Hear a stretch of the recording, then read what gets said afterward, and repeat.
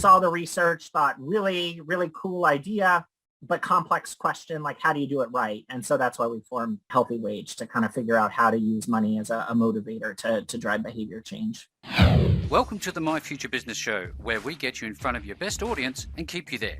Not only are we interviewing the biggest names in business to help you become even more successful, we're inviting you to book your spot on the show to help you grow your business. So at the end of the call, make sure you fill in the interview application form at myfuturebusiness.com/interviews. Hello and welcome back to the My Future Business Show. My name's Rick Nusky. I hope you're doing wonderfully well. It's great to have you here. And you know what? It makes all the difference to me knowing that the show is making a difference to you. Now, if you like what you see, make sure you join us again, like, subscribe, and do all of those wonderful things that help us grow the channel. And again, thank you for joining us. Now, speaking of making a great difference to the world, I'm on the line with the wonderful Mr. David Roddenberry. How are you, David?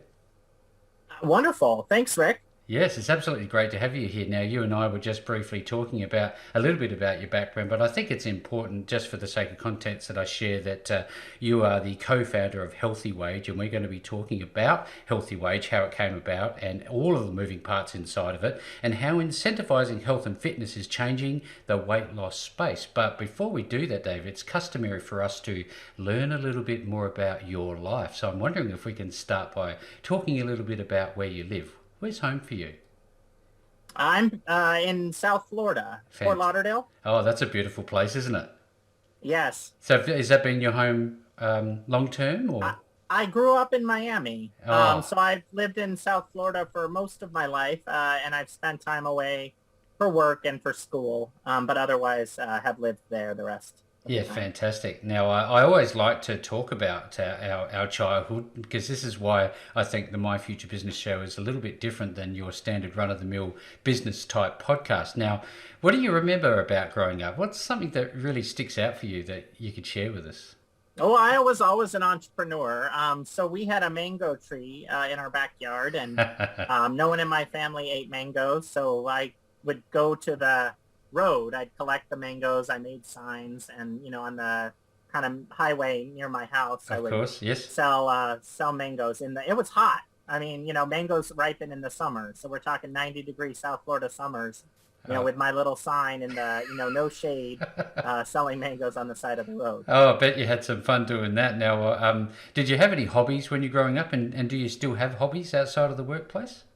Yeah, so I swam competitively, and I also played piano. Oh, very good. And now, are you a good swimmer? Are you a strong swimmer? Yeah, I'm a distance swimmer. Oh, wow. So I did both the IM as well as the longer distances. So tell us a little bit about that. Does that sort of help? Because I often find a connection between somebody's sports abilities and their success in business. Do you lean on any of your disciplines that you've learned from being a long distance swimmer?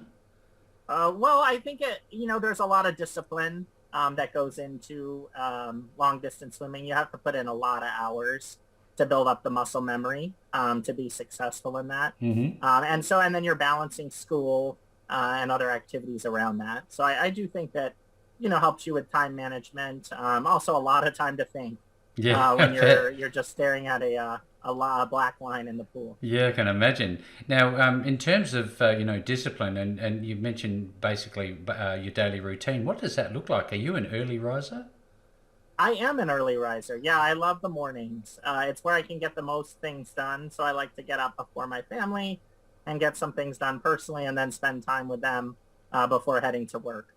Yeah, I love this. This is a wonderful conversation. Thank you so much. Now, I'm a music lover, David. How about yourself? Do you enjoy music? Absolutely. What type of music do you like? I'm mostly top 40. Top 40, country. Yeah. Excellent. Is that the type that you play on the piano? No. So I was classically trained wow. on the piano. That takes a special type of commitment. That would have taken you years. Yes. I started very early, and I played, through college. It makes me wonder, because I often hear stories about pianists who have become very successful, just like sports stars, that, their parents were, I guess, a motivating force behind their success. Did you have somebody like that behind you, sort of, pointing you in that direction, or is that something you naturally want to do? Without a doubt. So both of my parents are attorneys, but their parents were entrepreneurs. And I think maybe it skips a generation. And so I had Yes. seen both kind of views, the salaried, but, well compensated, looking out for my children, which I'm the beneficiary of my parents. Hmm. And I also saw the more risk-taking, flexible lifestyle, free spirit of my grandparents. So I got to see both worlds. Yeah, that's wonderful. Do you do you commit to ongoing education? Do you read, or do you find that important in your life? Absolutely. Yeah, I think so much of success, you have to constantly be innovating, and you're not going to innovate without exposure, a broad swath. And so constantly keeping your eyes open, whether that's through books, or, conferences, or, bringing in fresh talent, makes all the difference in terms of maintaining your success and your advantage. Are you like a hard book type of reader, or do you like Audible? Do you like audiobooks? Which ones do you? No, I'm totally Old old school. school. I So love I it. don't even like to read on the iPad. I like to have a book in front of me. There's something to be said about the power of the pen, isn't there? Picking up the power of a pen. Hmm. Do you still no, going on from that? Picking up a book is one thing, but when you have your best ideas, how do you like to capture them? Do you like to physically write with a pen? How do your Absolutely. ideas come about? Yeah, there's definitely muscle memory to kind of writing and forcing yourself to articulate. So I would say two things. The written and just kind of capturing notes and ideas. And then when you're kind of putting it together, forcing yourself to be disciplined, to Yep. write and explain, Yep. and poke holes. When you have to kind of write it out, you push yourself in a way that it's often easy. Not that we're intentionally lazy, but talking it through can be a little intellectually lazy, Yeah. and you're relying on other people to help you to refine your ideas. Well, when you're writing it out, you're really kind of holding yourself to task. Well, thank you very much for having your thoughts to us. It's very important to get some context about your life and the likes. Now, I did my research and I watched a very early video of you working your magic in terms of trying to develop the healthy wage idea. Do you recall a Vimeo video that you stood up in front of everybody and you were asking for ideas about the platform? And how did you feel about the risk that you were taking at that time? It's a long Um, time ago, that video. I remember it. yes, yes. I y- in one hand it felt risky, and then another it didn't, Mm. because maybe it's that entrepreneurial. You're younger and you're naive, Yep. but you just have complete confidence that if you keep pushing at something, you're going to make it work. And you also have an unwillingness, often irrational, to not stop. And so I didn't really feel like too risky. And for context, I was working at a hedge fund in New York, Right. and in 2007, 2008. And then when the financial crisis happened, I was helping them start new businesses. There was of course, no excess capital. And so there were no new businesses for them to start anymore. And so I left the hedge fund, and there weren't a ton of opportunities at that time. And so the opportunity cost was low. My self-confidence was high. And so it didn't feel, it wasn't like I was at that moment turning down a highly lucrative financial sector opportunity. It was one of those things where um, I could have pursued something like that, but there weren't as many jobs available. Capital was very tight at that moment. And so I took the time to work on the business.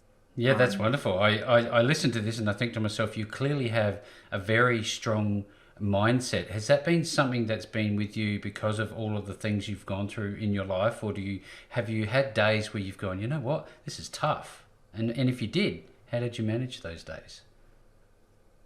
the more successful you get, the more you get those kind of feelings. It's kind of weird Yeah. in that respect, because you see how much success you could be having, and then you're falling short relative to that.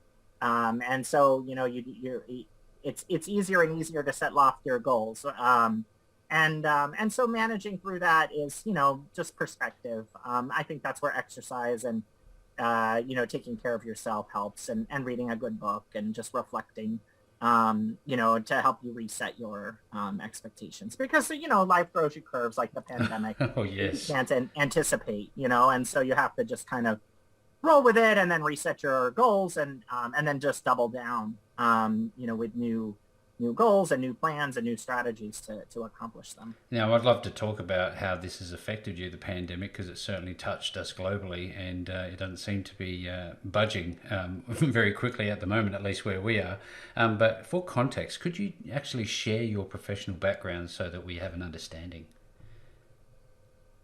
Well, so before starting Healthy Wage, I studied. I have a master's in health policy at the London School of Economics, and an MBA from Oxford, and a law degree from Harvard. And so I was working in finance, helping them start new businesses, things like reinsurance and real estate and market making, and kind of a really a range of new businesses. It was a very large fund that had a lot of capital, and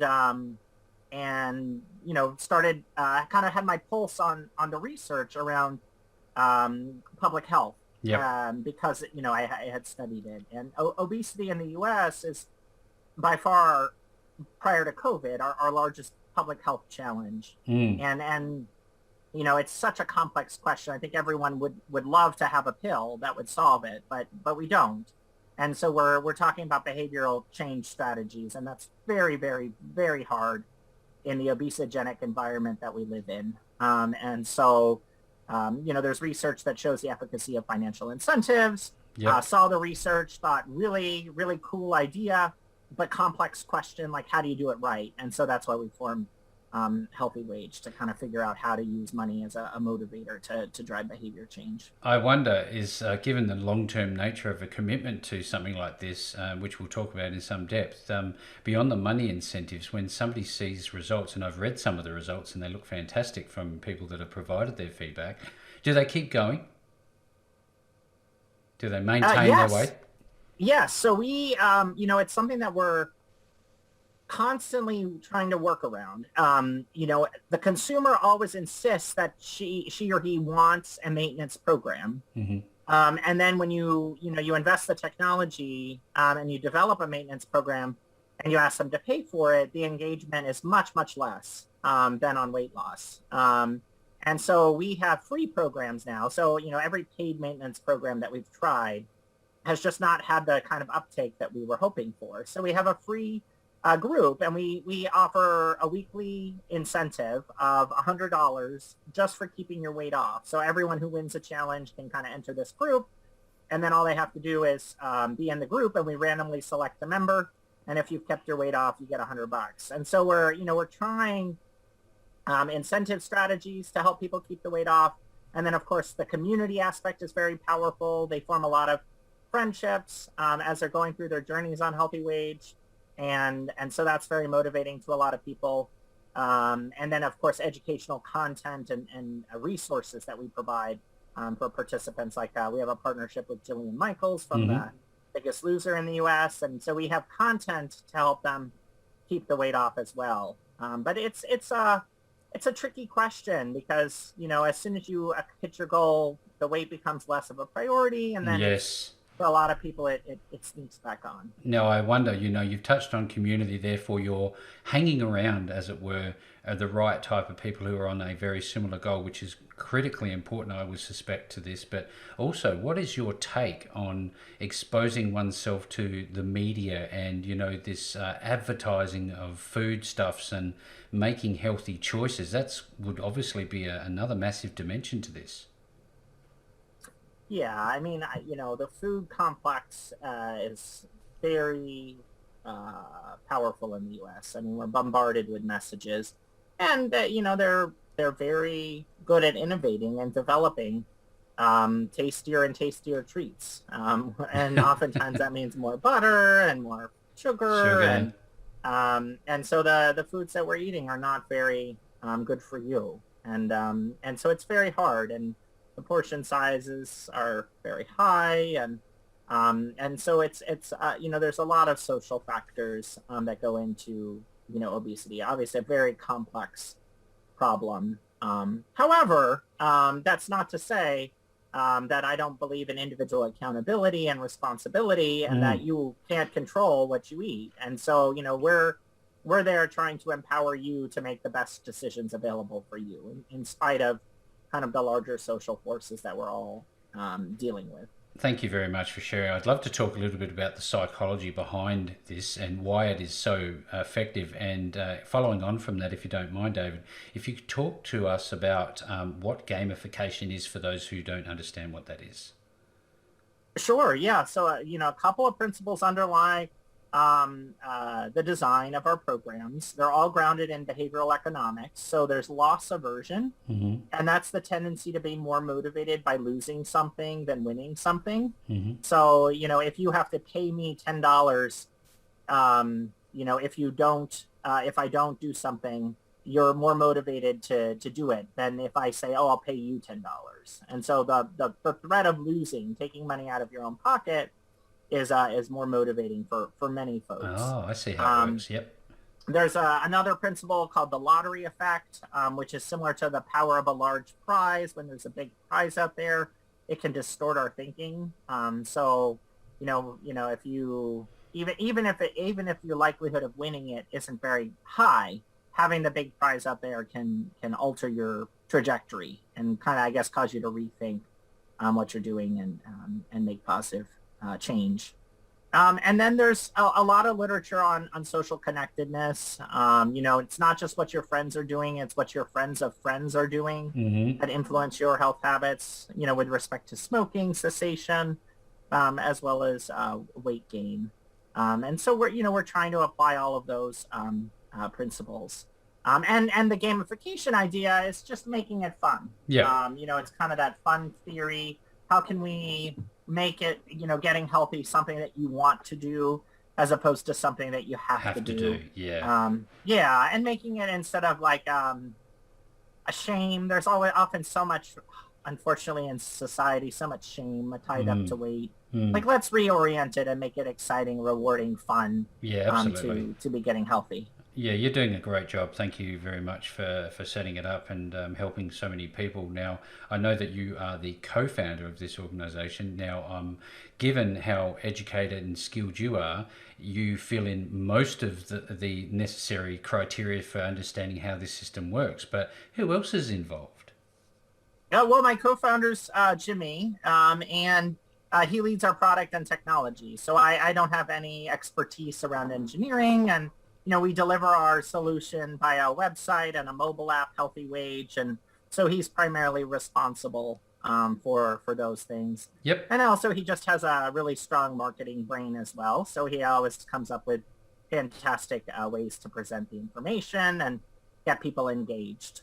Is there a certain criteria for getting involved, or even if I'm feeling fit, can I get involved, or do I have to be obese? Yeah, we do have options for fit people to participate. So we have like a holiday sweepstakes challenge. It's over $12,000, which represents each winner that we had in 2020. And it's all you have to do is maintain your weight.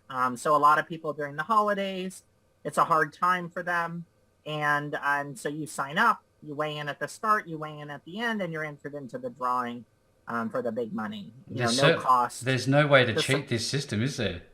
Well, we do require video verifications. We want to keep it fair for participants. But the other way fit people get involved is we do have step challenges. Yep. Which a lot of people find motivating. It's about increasing your steps by 25%. So let's say you're already at 10,000 steps a day. Your goal would be 12,500 steps a day. If you're at 8,000, your goal is 10,000. So it's a personalized goal, acknowledging that we're all coming from different places. And it, looks at your step history and gives you a goal. And if you hit your goal, you get cash prizes. Do you have a seasonal challenge? Like, do you have a New Year's challenge? Because it seems to me, New Year is definitely it's definitely a popular time for people to kind of rethink where they are and undertake, a health journey. So you obviously would have relationships inside of your community. Tell us about how active the community is, because I think that would be very important in all of this. Yeah, we, people who are going through a transformation, like a larger weight loss endeavor, are very communicative, and they lean for support on the other participants, and it's very motivating seeing the stories and the pictures, memes that they're posting. So it's so much of social media has become toxic, and this is the opposite. It's a powerful and positive community. They're kind of, strangers supporting you globally, Yeah. going through these health journeys together. Now, I wonder, I saw a calculator on your site. Can you talk us through that? What's that about? How do you use that? Yeah, so we personalize our challenges for each participant, which is kind of neat. And so, you tell us a little information about yourself, like how much you weigh and how many pounds you want to lose. And a little bit about why you're losing weight and what strategy you're going to do. And then our calculator tells you how much we'll pay you. And the minimum amount of time is 6 months, and the minimum weight loss is 10%. So this is not for the fit people. This is for people who are looking to embark on a lifestyle change, lose a minimum of 10% of their weight, and they'll get a personalized prize. And of course, the bigger your goal, the bigger your prize. But it's going to be relevant and personalized to you, so that it meets your budget, meets your goals, and we're like the incentive piece, partnering with you as you embark on this lifestyle change journey. That's wonderful. I often talk about where names came from and who decided on the names and how long it took to decide on the name. Where did it come from? Who decided it, and how long did it take? Oh yeah, so my co-founder and I debated for about a month. Yeah, wow. And we wanted the business to be about health incentives, and we liked so we called it Healthy Wage. Yep. And we liked it because if you added the R, you could have that financial, like, betting component to it, Healthy Right. Wager. Yeah. And so it had both, like Healthy Wage and Healthy Wager, if for those who were going to Interchangeable almost, yes. right, exactly. Now, And it's been, I would say, advice for future entrepreneurs. I think the name needs to be maybe less relevant to the business that you're in many respects. Sometimes people are like, oh, is it about, payroll, yes. because it's a wage, Yes. and minimum wage and a living wage and things like that. And, other companies, pick names like Orange or Bicycle, and you can own the brand in that respect within that space. Mhm. And you're not bombarded with, healthy is such a, can be a trite word. Yes. And so hindsight being 2020, we might have called the company something different. But at the time, we really wanted to communicate health incentives, and we liked that wagering or betting component, because that was a kind of the vision for Yeah. the way So- that the company would evolve. When did you start this wonderful organization, and when did you notice that it started to take off? Yeah, so we launched at TechCrunch, one of their conferences, in 2009, so Mhm. 12 years ago. And we initially were going to be direct to consumer, with an offering, where you could get a free challenge that would pay you money, and then you also had the opportunity to wager and win more money. And we found that there's a couple of hurdles that were very hard to overcome without a lot of capital, in that the consumer's pretty skeptical about free money. Yeah. And she's also been burned in weight loss.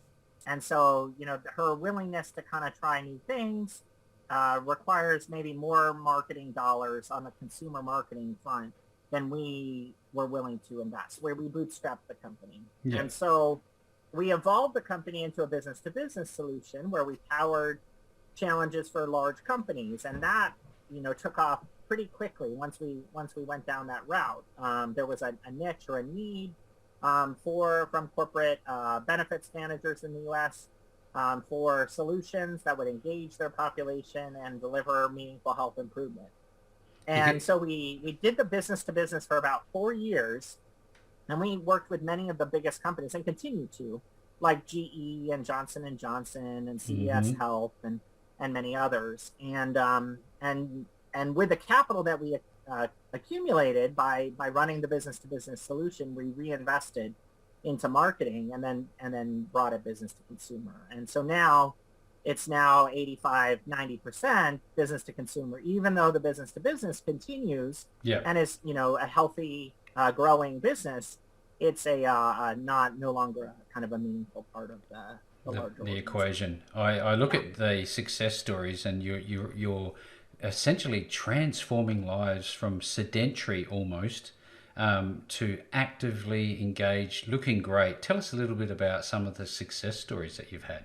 Oh, well, that's by far the most meaningful thing that we do. And that's what gets us all jazzed up Mm. to work in the morning. And that, people have embarked on these lifestyle journeys, and the structure, support, and accountability that Healthy Wage is providing to them is really what helps them stick with it and accomplish their goals. And so, I get fortunate in that I talk to a winner or two every month, and really get to interview them and learn about their experience and, the confidence that they have, the positive attitude, and the life change that they experienced without the excess weight is, it's overwhelming. I mean, I think we all know that there are health benefits to losing weight. Mm.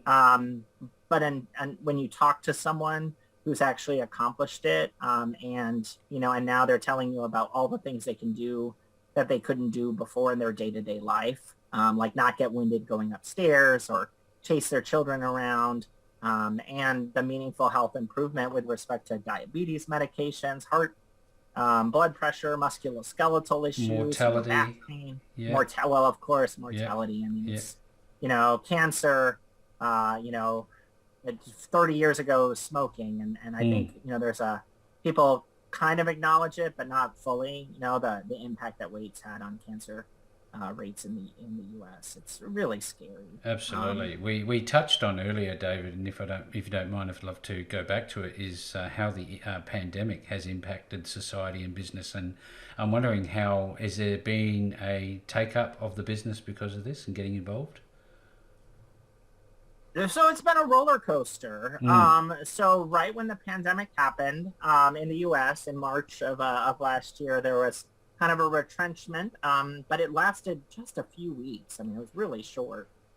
So March, and then into mid-April, were slow, and then it like roared back, with numbers that were kind of reminiscent of New Year. I think a lot of people, hadn't taken care of themselves during that, first initial 4 to 6 weeks. Mm. And there was a real focus on health improvement, that continued. And then I would say this year has been a little more mixed. The business to business side of the company was very, very slow last year. Companies were focusing on immediate concerns, but now that's doing really, really well. Mm-hmm. And the consumer side's been a little slower for the last few months. I think, but starting to pick up again. So it's definitely changed consumer behavior. Yeah. And I think the longer term impact is still kind of unclear. Yeah, absolutely. Yeah. I wonder if you look at the app, and I think to myself, you've got online communities now, and most of what we're doing at the moment, at least, is online. What are your aspirations for the business? Is it a global entity, or is it just national at the moment? Yes, no, absolutely. It's global aspirations. I mean, it's everyone can benefit who struggles with their weight, by having an incentive. There's no reason why you should be undertaking a health improvement journey without an incentive. Mm-hmm. And so we want to kind of be leading that, globally. In terms of the evolution of the business itself, we have really struggled with making sure that we're providing meaningful Mm-hmm. support for participants. So there's so much great content on the internet, that to provide more kind of Me Too content didn't really make sense to us. And so we have that partnership with Jillian Michaels, where she provides fitness videos, fitness nutrition content to our participants so that we have, a global expert that people can take advantage of rather than, building everything in-house ourselves, given that, our focus is on behavioral economics and not, nutrition.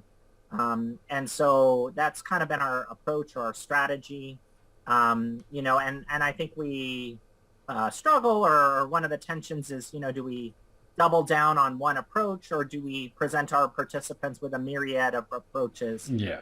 And how prescriptive do people need us to be? Yeah. Yeah. I mean, we're providing them with the structure, but a lot of people need to know, what am I going to do today? Yeah, what's next? So, yeah, exactly. And so do we play in that space, or do we kind of sit on top as a meta solution? And I think that's a tension that we've struggled with for a few years. And yep. It's a commitment, isn't it? It's something that you've clearly focused on. Now, I wonder, David, when people are listening into this and they're saying, I want to get involved, what is the onboarding process, and how do they get access to this app, and how do they use it, and what's the process? Yeah, really easy. Just go to HealthyWage, and the app's called HealthyWage, and we have a myriad of challenges. Again, our most popular challenge is our Healthy Wager. That's where you take a personal bet, the 6-month minimum, 10% weight loss minimum, and you can win up to 10 grand US. And so that a lot of people like, because it's totally in their control. They're setting the terms. They hit their goal. They get a guaranteed prize. Other people prefer to compete against others. They like team-based initiatives. They like more competitive, where I win cash prizes if I beat other people. And then we also have, free things like our sweepstakes with, 12,000 US guaranteed prize to someone, just for maintaining their weight. So there's really a range of challenges to kind of motivate you and help you stay engaged. And you can do multiple, or you can just check out what we have at HealthyWage, or the app called HealthyWage. Fantastic. Well, look, if you're on this call and you're interested in what we've been talking about today, all you need to do is make your way over to HealthyWage.com.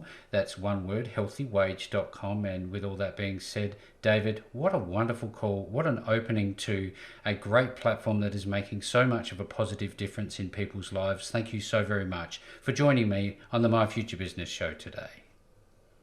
Thank you. Thanks for joining us today. If you enjoyed the call, then make sure to subscribe, leave a comment, share us with your friends, and book your spot on the show at myfuturebusiness.com/interviews. And if you're looking for solutions that will help grow your business, then visit myfuturebusiness.com/shop.